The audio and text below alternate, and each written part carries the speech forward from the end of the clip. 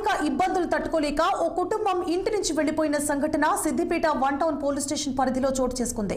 CI Vasudevarao తెలిపిన వివరాల ప్రకారం సిద్దిపేట ఖాదర్పురాలో వీరబత్తిని బాలకిషన్ భార్య వరలక్ష్మి దంపతులు తమ 3 పిల్లలతో నివాసముంటున్నారని, మాకు డబ్బులు ఇవ్వాల్సిన వారు ఇవ్వడలేదని, మేమిచ్చే వారికి వడ్డీలు కట్టలేకపోతున్నామని ఆవేదనతో బాలకిషన్ కుటుంబం ఒక లెటర్ రాసి ఇంట్లో సెల్ ఫోన్ వదిలేసి వెళ్లిపోవడం జరిగిందన్నారు.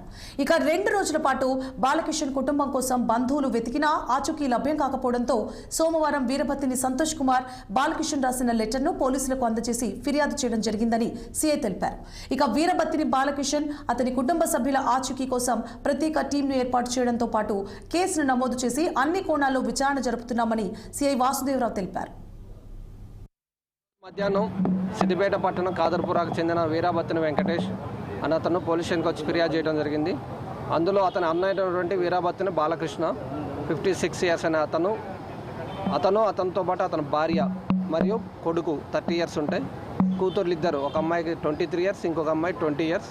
ఈ 5గురు శనివారం మార్నింగ్ 6 టైంలో ఇంటికి తాళం వేసి ఇటు వెళ్ళిపోయారని, శనివారం, ఆదివారం, ఈరోజు సోమవారం మధ్యాహ్నం వరకు కూడా వాళ్ళు కనిపించలేదని చెప్పి ఫిర్యాదు ఇచ్చిన వెంటనే కేసు నమోదు చేసి వాళ్ళ ఇంటికి వెళ్ళడం జరిగింది. ఇంటికి తాళం వేసి ఉంది.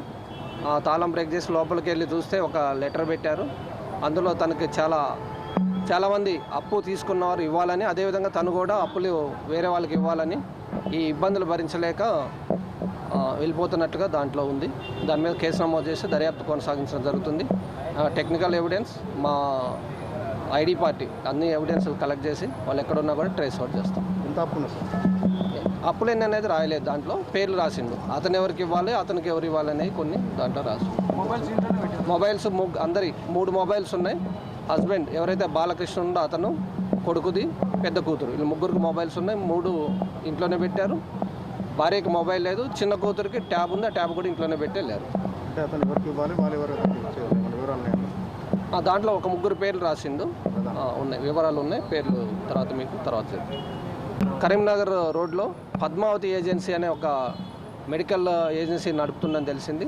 అతనితో పాటు అతను ఒక పార్ట్నర్ ఉన్నారు. ఈ మధ్య అది కరెక్ట్గా నడవకపోవటం వల్ల